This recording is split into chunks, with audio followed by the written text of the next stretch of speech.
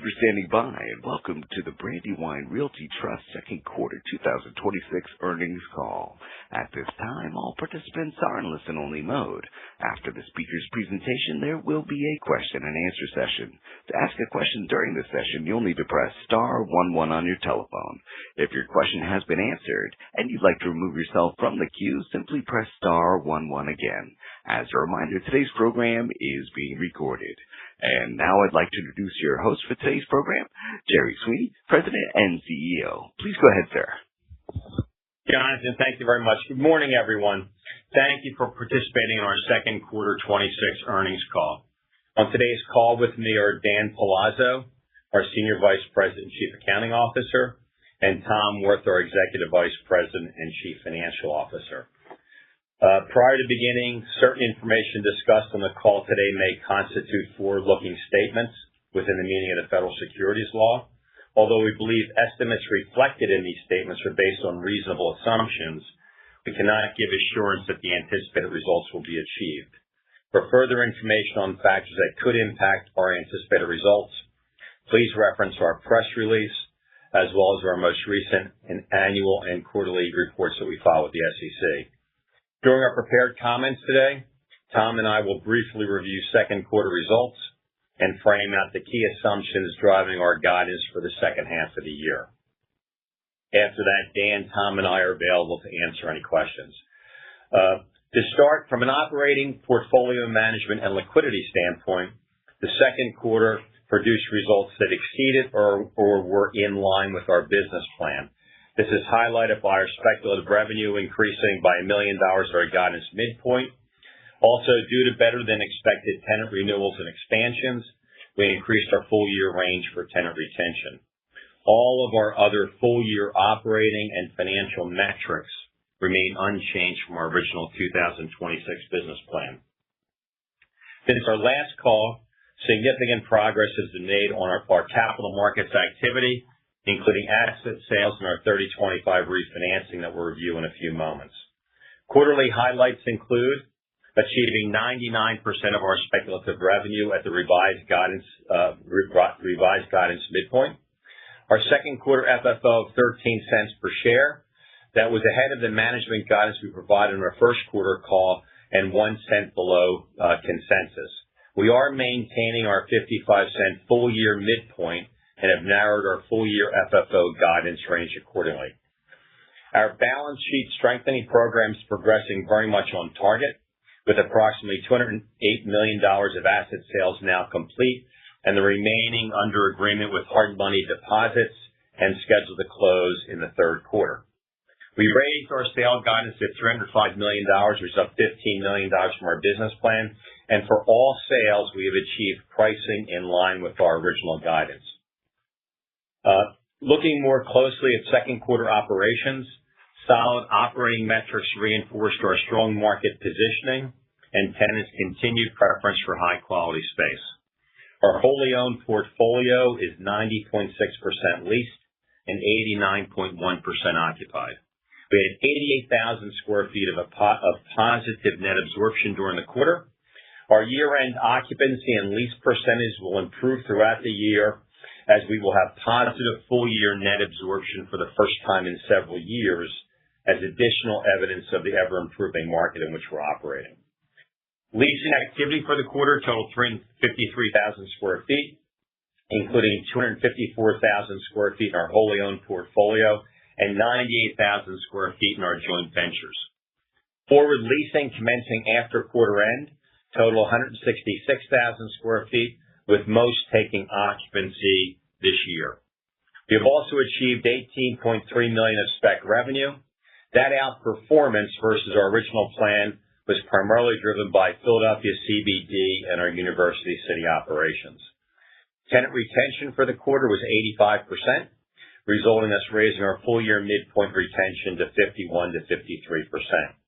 This raise is due to unbudgeted renewals and expansions, again, in Philadelphia CBD and the Pennsylvania suburbs. Our capital ratio for the quarter was 12.9% within our 26 business plan range, and our year-to-date capital ratio remains below our 26 range, but will remain within the overall guidance that we've provided. Our GAAP mark-to-market was 1.5%. Cash mark-to-market declined during the quarter, but we do anticipate improving results in the next 2 quarters and are maintaining our full-year guidance. Our same-store results were a positive 0.5% on a GAAP basis and 1.9% on a cash basis, both within our current guidance ranges. Tour volume in the second quarter remains on pace with the high volume we saw in the first quarter. We also continue to experience good tour conversion rates. For the trailing 4 quarters, 53% of our tours convert to a lease proposal, and from proposal, 41% converted to executed leases, which is above our historical average. A few additional comments regarding market dynamics. In Philadelphia, which includes our CBD and University City portfolios, we are now 95% occupied and 97% leased, with only 7% rolling annually through 2028, and overall activity levels remain very strong. During the quarter, we continued our CBD outperformance trend for the entire first half of 26, with 54% of all new leases signed in our CBD and University City submarkets being at a Brandywine property, significantly exceeding our market share.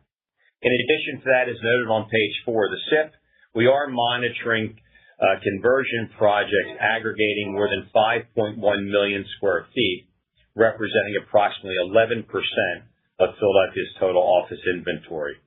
Our marketing position in Philadelphia will continue to improve as these conversion projects get executed.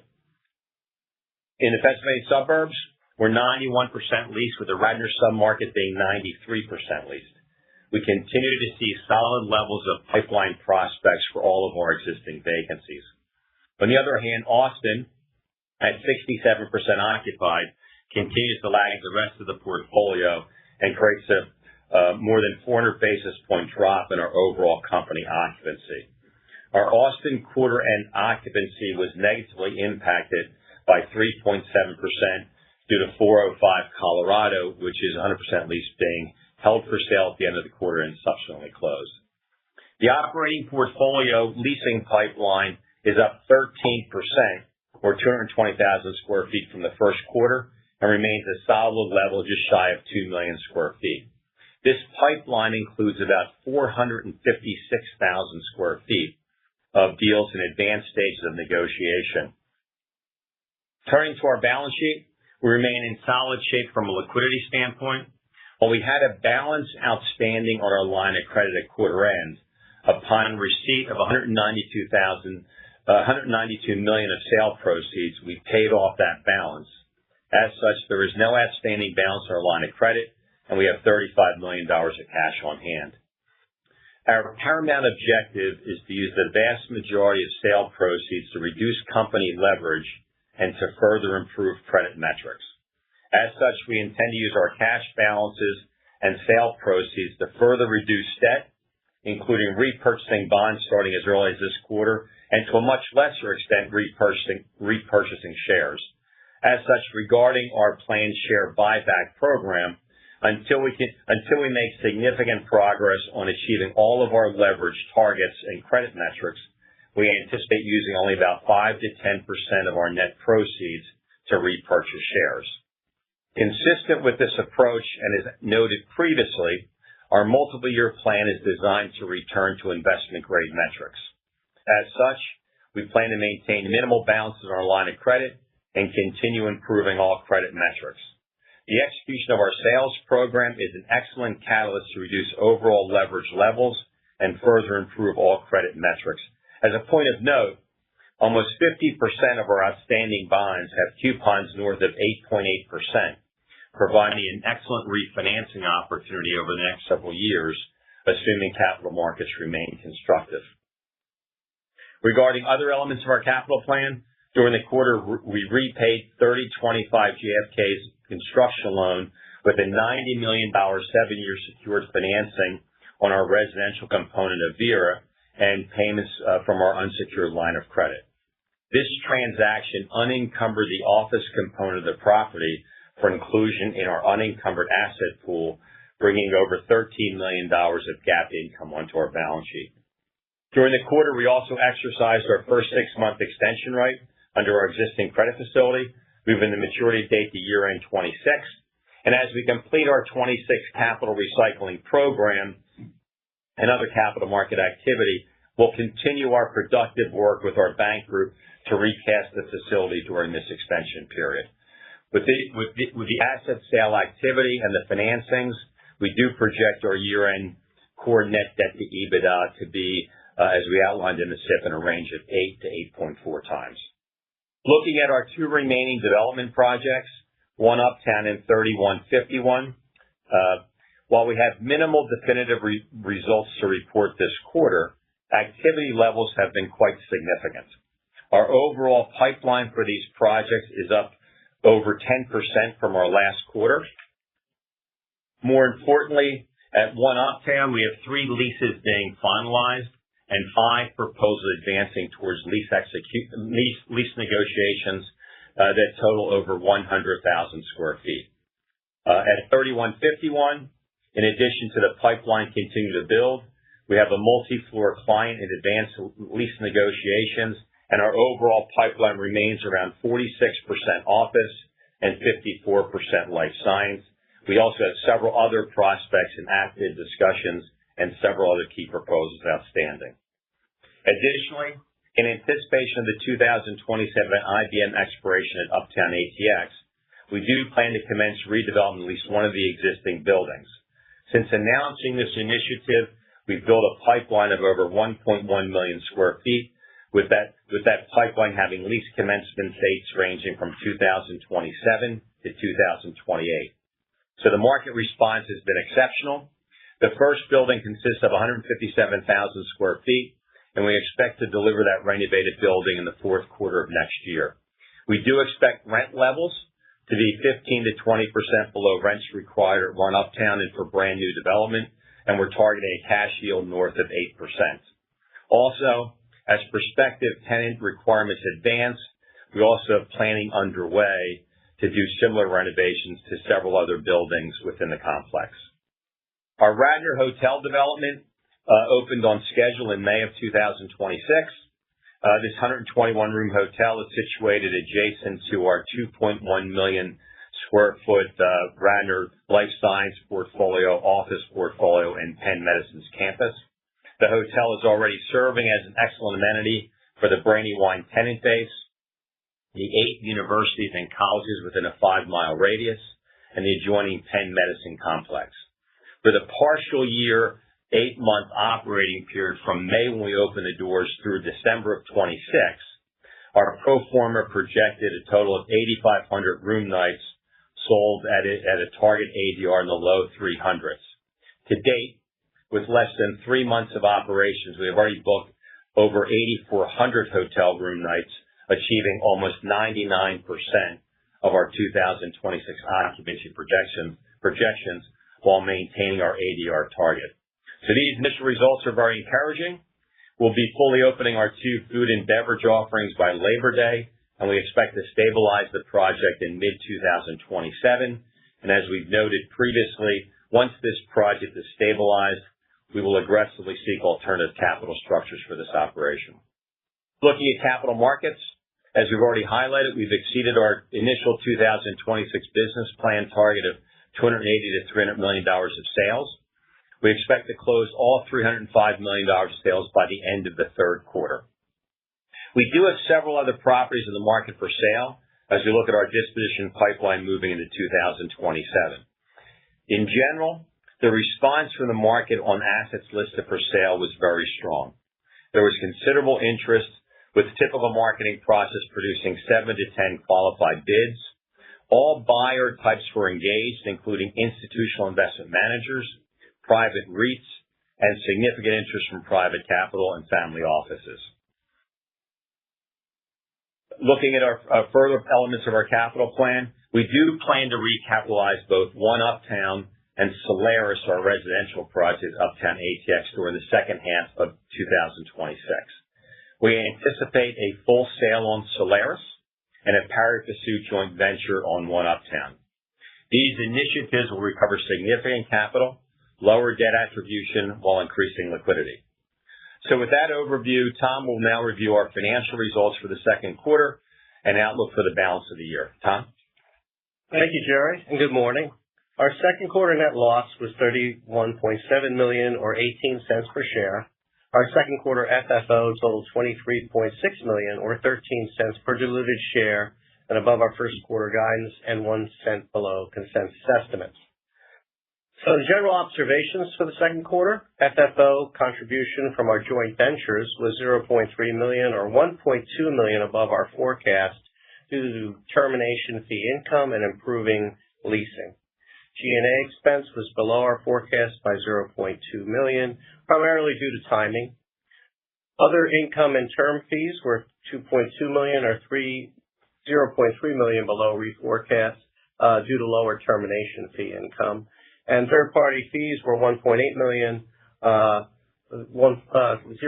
million above forecast due to higher third-party leasing fees. Property level NOI, interest expense, and other forecasted quarterly results were generally in line. Looking at our debt metrics, second quarter debt service and interest coverage ratios were 1.7, both equal to our first quarter results. Our second quarter annualized combined and core net debt EBITDA were 9.0 and 8.1 respectively. Since most of our sales and debt reduction will occur during the third quarter, our leverage metrics are similar to the first quarter. During the second half of the year, we expect these leverage levels to decrease. Portfolio composition. During the second quarter, we removed 4 properties from our core portfolio that are being held for sale, totaling approximately 775,000 square feet, and they are roughly a little over 91.5% occupied. To confirm, properties that are classified as held for sale are removed from our core and operating statistics. Based on the asset sold and the assets held for sale, the impact to our 2026 portfolio statistics will be immaterial. During the second quarter, we added 250 King of Prussia Road, our 168,000 square foot life science property located in the Radnor submarket, to the core portfolio as the property stabilized in June. From liquidity and financing, we continue to maintain solid liquidity with $35 million current cash on hand and no outstanding balance on our unsecured line of credit after taking into account the announced July sales activity. Related to sales activity, we adjusted our business plan for an increase to the wholly owned disposition activity. As Jerry touched on, we have increased our sales target to $305 million, with $208 million already closed and 2 properties expected to close during the third quarter. Majority of these proceeds will be used to reduce debt and continue our path back to investment grade. With respect to our planned buyback activity on the unsecured notes, we will be focused on notes with higher coupons, as that will have more of an immediate impact to reduce our coverage ratios, to improve our coverage ratios, Since these bonds trade at a premium, we will incur one-time debt extinguishment costs. However, we have not included these in our estimates of current FFO guidance. We also intend to use a portion of these proceeds, as Jerry mentioned, for sales proceeds to have an opportunistically buy back some shares. From a financing activity, the $178 million consolidated construction loan that was scheduled to mature in July 2026 was repaid in June. We have funded the repayment with a secured loan on the residential portion of the property totaling $90 million, and our unsecured line of credit to unencumber the property. The $90 million 7-year secured financing was swapped to a fixed all-in rate of 5.8%. Regarding the credit facility, our unsecured line of credit had an initial maturity date of June 2026 with 2 6-month extensions through June of 27. While we complete our sales and debt reduction program, we continue to work with our bank group and anticipate completing a longer-term amendment during the initial 6-month extension period. Looking at the recapitalizations, as our joint ventures continue to lease up and cash flows improve, we anticipate recapitalizing the final 2 preferred equity development projects into pari passu common equity joint venture structures during the second half of the year. with our ownership decreasing to a minority stake or an outright sale. We extended 2 existing loans on our ATX projects. While we still anticipate closing those transactions in the second half of the year, we felt extending the loans will allow us time to run the recapitalization process without concerns about the maturities. The recapitalization of both these projects will generate cash proceeds between $40 and $50 million that will be used to further reduce our wholly owned leverage and will be slightly accretive to earnings and improve leverage. We continue to feel incrementally more positive about executing our land sales program this year, but we have not included any land proceeds, gains, or losses in our results, our forecasted results. Focusing on the third quarter guidance, property level operating income will approximate $69.5 million and will be $3 million below the second quarter. The incremental decrease is primarily due to the assets that are held for sale that did close in July, and that will generate a $5 million reduction in NOI for the third quarter versus the second quarter. The lower NOI is partially offset by the full quarter impact of the Radnor Hotel, which commenced operations in May and will generate a $1.2 million quarter-over-quarter increase. We also have the stabilization of 250 King of Prussia Road, which stabilized in June and will have that full quarter effect in the third quarter as well. FFO contribution from our joint ventures will be break even for the third quarter. G&A expense for the third quarter will total $7.5 million. The sequential decrease is consistent with prior quarters and is primarily due to the timing of deferred compensation expense recognition. Our full year range is maintained at $36 to $37 million. Total interest expense, including deferred financing costs, will approximate $40 million. Which includes $400,000 of capitalized interest.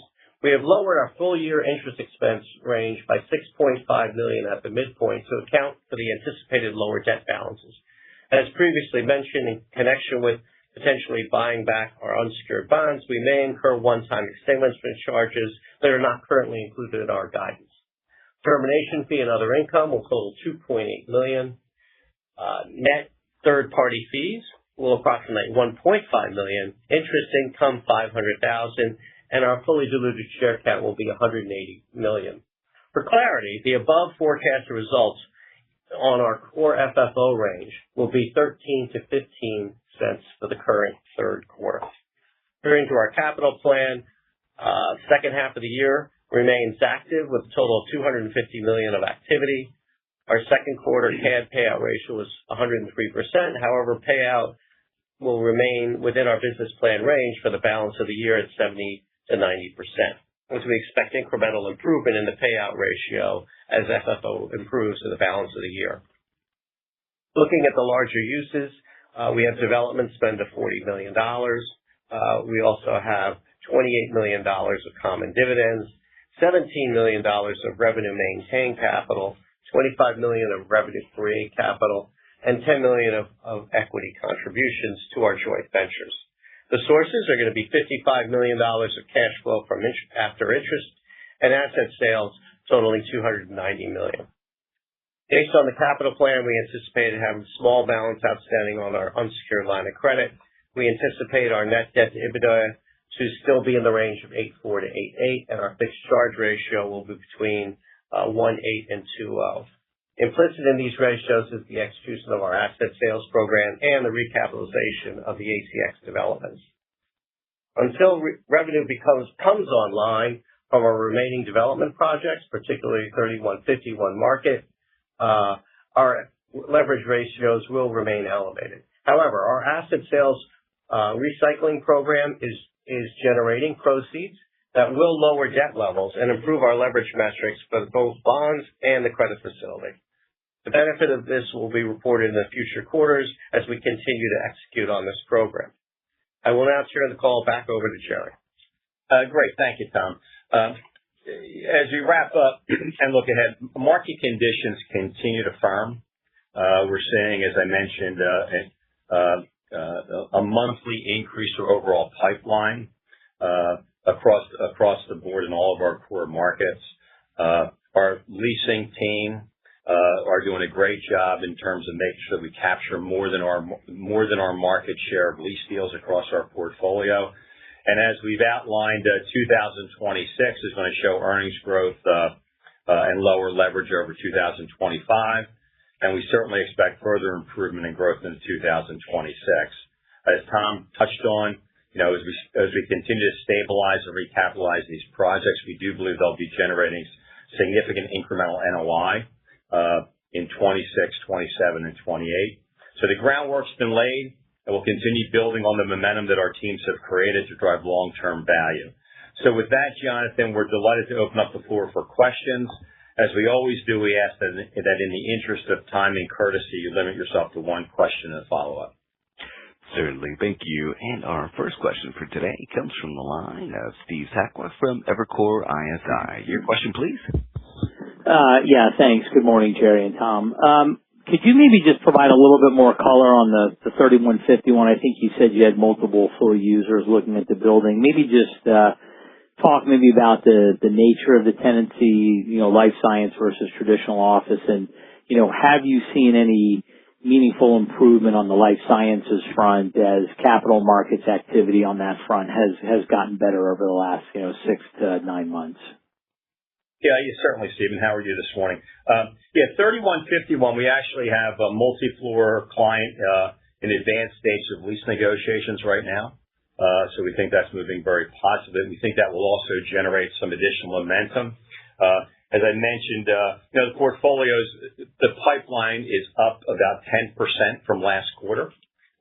I know pipeline isn't getting a deal done, but it's a harbinger of good things to come. So we're happy that the tour velocity remains very active. A lot of ongoing discussions, proposals are advancing. In terms of the life science market, we are seeing a bit of a rebound. In fact, we were fortunate enough here at Sierra Center to host an event the other day with the governor of the Commonwealth of Pennsylvania, Josh Shapiro, a number of other political notaries, state senators, et cetera, to announce the Commonwealth, as part of the budget this year, adopted $125 million Innovate 2.0 Pennsylvania, which is geared towards providing attractive financing to help life science companies grow. We think that will accelerate the growth rate and the capital structures of a number of the life science companies that are being curated, both at B Labs, other incubators in the city, and certainly start to create a little more momentum for those incubator-level tenants to move to graduate spaces. And we are talking to a couple of tenants in our graduate level space that have taken more space than 3151. So the trend line acceleration is not occurring certainly at the pace any of us would like, but the trend line is positive. It seems to be durable. And we're certainly looking forward to getting a couple leases across the finish line on this building. Okay, thanks. And then just as a follow-up, I think you said that you were Solaris and One Uptown were basically JV/asset sale kind of in the back half of the year. Maybe just talk about the demand for Austin assets in general, particularly on the apartment side, just given that market's been oversupplied. And what kind of, I guess, demand did you see when you went to sell 405 Colorado? In terms of 405 Colorado, we saw great activity. I guess stepping back for just a second, if you look at the activities that we have taking place in Austin, our primary focus, as I've talked on the calls before, is to take real advantage of the long-term value opportunity we have at Uptown. And as noted in the SIP, we achieved some excellent zoning changes in the last year or so that moved our FAR from 3-to-1 to 12-per-1, moved up our height limit. So certainly a big focus of our talent and capital base is going to be directed to harvesting the value we can create at One Uptown. Based on that, with our sale program really focused on reducing leverage, we took a look at a lot of properties in our portfolio. 405 came up as a property that obviously very high quality, fully leased. we thought it was a good time to optimize some value there. We saw a very active bid list from a number of very high-quality institutions. We closed that transaction a few weeks ago. The pricing of that project at north of $700 a square foot came right in line with our assumed guidance. So even with that, the CBD market having more than 5 million square feet of current vacancy, including space coming online, and projected absorption levels between 500,000 and 1 million square feet, even with that overhang of the 5 to 6 year stabilization period, I think the leasing profile and the wall that we had, weighted average lease term that we had on 405 was very attractive to a lot of investors. So very pleased to get that across the table. Again, it helps us focus back on One Uptown and Uptown ATX in general, as well as generated a lot of great liquidity for us. Looking at Solaris, look, we had great success in absorbing space at Solaris, and we've been testing the waters with a number of investors. We think that there's a high probability to get a very good cap rate transaction on that project done within the next 60 to 90 days. The in-line rating is still very good. The job growth is still very good. So even though there's a temporary overbuilding of apartments, the absorption pace has been pretty significant throughout the city of Austin. Great. That's it for me. Thanks. Thank you, Steve. Thank you. And our next question comes from the line of Seth Berkey from Citi. Your question, please. Thanks. It's Nick Joseph here with Seth. Just hoping to get some more commentary on the thought process behind the split between the debt repayments and the stock buybacks. Obviously, that's accretion from the buyback side, but recognize the desire to return to investment-grade metrics. So just wondering how you came up with that 5 to 10% proceeds for the buybacks. Hey, Nick, and Tom and I will tag team this. But look, again, as I mentioned, the paramount objective is to move to investment grade, improve all of our credit metrics. The opportunity we have is that we have about $900 million of outstanding bonds that have a coupon rate in the high 8% rate. So being able to minimize those interest payments by buying back a lot of bonds is a real accelerant to improving all of our credit metrics. When we take a look at the share buyback, it's really deemed to be an adjunct to maintain earnings neutrality through the impact of our sales program. So right now, we're targeting that somewhere between 5 and 10% of overall proceeds. I did mention that we have some other projects in the market for sale. Tom alluded to some of the land sale activity we're having.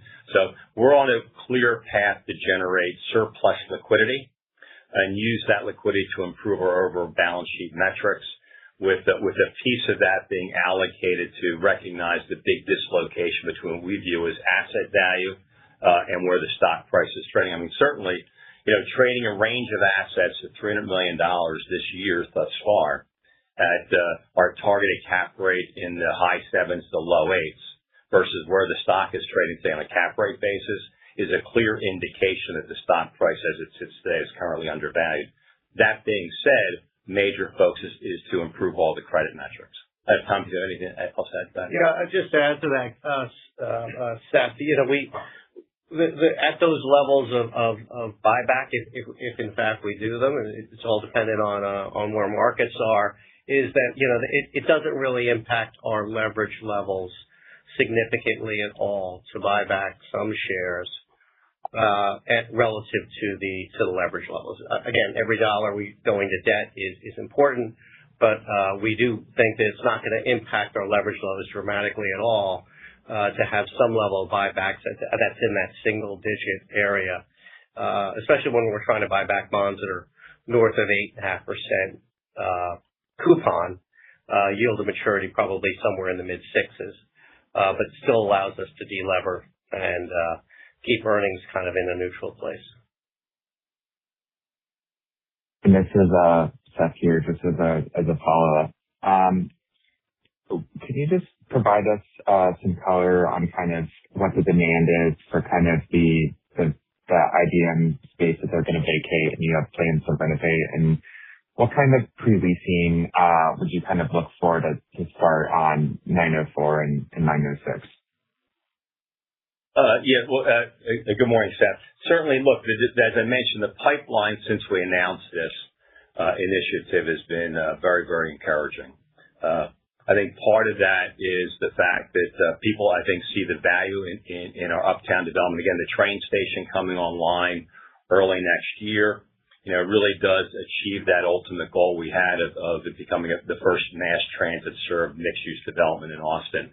And Cap Metro does project that to be the second busiest train station on that line. So we think that's been a real draw in bringing companies to look at Uptown ATX. Then the ability to deliver these buildings at a pricing discount to new construction costs, with floor-to-ceiling glass, completely renovated HVAC system and mechanical systems, with a really first-quality presentation has been attractive to everyone. And then, of course, that overall submarket, even when you factor in sublease space, is less than 8% vacant. We felt there was a real window of opportunity. So the first building we plan to start is about 157,000 square feet. We're hoping to get some leases done as we move through that construction process, but certainly moving forward other buildings would be a function of getting leases signed. We think we have some good discussions underway that will validate that thesis, and we'll see what the market presents. But the game plan, as we see it, is there's a window of opportunity here to deliver within a mixed-use community, very good quality renovated office space that hits the price point that a lot of people are looking for. And given the amenity base we're building at Uptown, as well as the mass transit accessibility, we think that's a pretty good prescription for success. Great. Thanks. Thank you. Thank you. And our next question comes from the line of Upal Rana from KeyBank. Your question, please. Great. Thank you. Jerry, just on the 405 Colorado Tower disposition, what was the cap rate on that? And then also, once the $300 million of dispositions are completed this year, where would you stand on doing further dispositions from here? Just trying to get a sense of how much more there's left to do. I think from our perspective, we're looking to do more asset sales. I think I mentioned that in our commentary. We have a number of assets in the market for sale. We haven't put a revised target in place for 2026. And we haven't put any guidance for 27. But certainly, as we take a look at each asset that we have within our portfolio, as we mentioned on the last call, we're analyzing each asset, its relative growth profile, what level of investment is required to bring those properties to stabilization and to deliver growth to the company. So we would certainly expect sales somewhere in the $200 million range over the next 4 to 6 quarters as we move forward with this balance sheet enhancing program. And Upal, on 405, we did have a filing that kind of put the cap rate right around 8, maybe a little just slightly above that. Cash would be a little lower than that, but that's basically the cap rate we got on that asset. On a cap basis, right?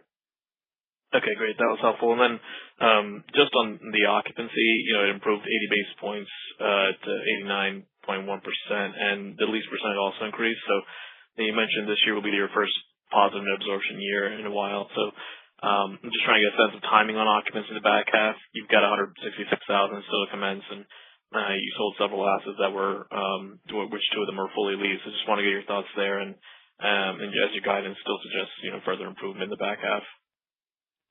Yeah, I think we will have positive absorption for the full year. As we outlined in the original business plan call, we'll have a dip in the third quarter from an absorption standpoint. Then we'll pick up strong in the fourth quarter. So we're holding our year-end occupancy and lease targets. I think generally, though, to answer your question, I think we're very encouraged with the number of tenants coming back into the marketplace. We do think that the bias towards, quality buildings, quality operators, efficient operations remains very much intact. And we think with our on the ground leasing and property management team, I think that's honestly one of the reasons why we're capturing so much activity versus our market share. So we think there's a real window to amplify the quality bias of our portfolio and team. And I think that's one of the reasons why that pipeline continues to build. I mean, to have our pipeline up quarter over quarter, it has actually been very good reinforcement of our leasing and marketing strategies. And we're not going to really rest till we get that occupancy level well above 90%. Again, if you take a look at our Pennsylvania-based assets, CBD, Philadelphia, University City, and the couple of submarkets we're in the suburbs, we're doing really well. We have a challenge in Austin, and we've got some programs in place to address that over the next several quarters. We're hopefully going to pick up some absorption there as well to bring that drag on our overall occupancy and leasing stats to minimize that in future quarters. Okay, great. That was helpful. Thank you. Thank you. And our next question comes from the line of Dylan Brzezinski from Green Street. Your question, please.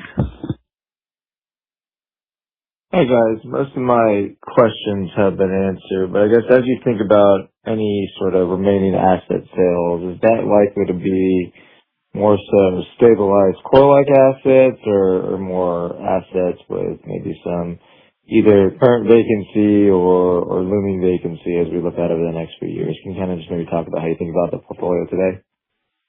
Yeah, great question. Good morning. It's going to be, without being too vague, it's going to be a mix. I think we have to take a hard, disciplined look at every single asset and go through that net present value calculation. We're constantly testing where we think values are. So for us, it's really about, at what point each asset is at its optimal value point given current market conditions. So even when you take a look at what we sold this year, we sold one significantly under leased property because the reality from our perspective was that the amount of capital required to bring that project to stabilization and the projected absorption timeline delivered a very low return on invested capital. So from a net present value standpoint, we're able to actually, from the sales standpoint today, exceed that net present value. So we're going through an exercise, Bill, and across the entire company. We took a look at a 405 or 500 North Gulf Road. There, the weighted average lease terms in today's market were very attractive to a whole series of investors. So we thought that was a good optimal price point for us to generate the liquidity to execute the balance sheet strategy we have underway. So I think you should be looking out for a mix of asset sales going forward.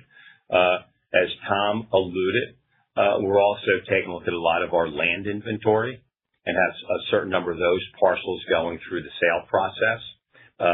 And that, again, it's a non-earning asset. Our major quest right now is to generate liquidity, to improve the balance sheet, and to improve our growth profile going forward.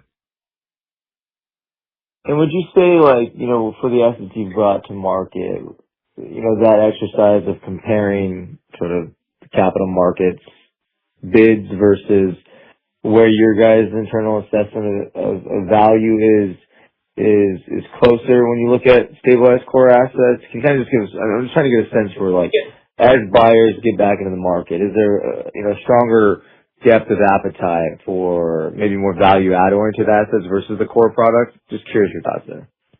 No, hey, great. It's a great question. We actually debate that internally. I think the market is moving. It's still core money there. And I think the core money is really focused on stability, weighted average lease term, asset quality, and sub-market positioning and sub-market dynamics, key issues. But we're also seeing an interesting return of a lot of value-add capital that is basically taking a look at, the supply pipeline coming on board in the office sector, which is de minimis, as all the forecasts show. In the case of Philadelphia, just to use that as an example, 11% plus of the inventory being converted to residential, public policy moving to amplify more office to residential conversions, you can actually make a pretty good quantitative case that the office market fundamentals will improve dramatically in the next several years. So we're seeing a number of value-add buyers come in who are willing to take vacancy risk and, not overpay for that today, but be much more aggressive in pricing that today than they were a year or two ago. And with the debt markets being very fluid, that's also amplifying, I think, the pace of their execution. So I think it's a good time for us to be, taking a look at our overall portfolio, identifying which assets will deliver great growth for us from a quality and financial standpoint, and then use what we're hearing from the market dynamics as we're talking to different investors to dovetail in where we want to sell assets and at what price point's acceptable. Great, Jerry. Thanks for that thoughtful explanation. Appreciate it. Have a good one. Thanks, Tom. Thank you. And as a reminder, if you have a question at this time, please press star 11 on your telephone. Our next question comes from the line of Anthony Paolone from J.P. Morgan. Your question, please. Yeah, thanks. Just two quicker ones. I think one is on the IBM buildings. What do you think your all-in spend will need to be to get those repositioned and backfilled? Yeah, I think on the first building, which is what we kind of fully priced out, I think the idea there is we'll be somewhere in the $60 million range. That includes the related infrastructure work, all the TI costs, and getting all the base building improvements done. Okay. And would that be a similar type number for the other if you kind of move it in that same direction? Yeah, Tony, I think so. I hesitate to give you a definitive answer because we're pricing through all that right now. But my guess, that's a good order of magnitude pricing. I think the key issue for us is, in addition to the cost number, is where the rents will be versus new development rents and our targeted returns being north of 8%. So we're kind of looking at those metrics to really drive the cost equation as well. Got it. And then just second one, with the JV recap, anticipating, you mentioned ownership stake going down. What do you think order of magnitude your ending ownership stake is going to be? Yeah, I think our ideal structure, both from a liquidity harvesting, profit taking, balance sheet improvement, is to probably be a holder between 10 and 20%. The bias more towards 10%. As I mentioned right now, the current thought process is while we're talking to a couple of partners on the residential project in Austin, I think the bias right now is to sell that. Get more pricing. Got it. Thank you. Thank you. Thank you. This does conclude the question and answer session of today's program. I'd like to hand the program back to Jerry Sweeney for any further remarks. Jonathan, thank you. And just thank all of you for participating in our second quarter earnings call. We look forward to updating you on our business plan progress in October for our third quarter call. In the meantime, have a wonderful summer. Thank you very much. Thank you, ladies and gentlemen, for your participation in today's conference. This does conclude the program. You may now disconnect. Good day.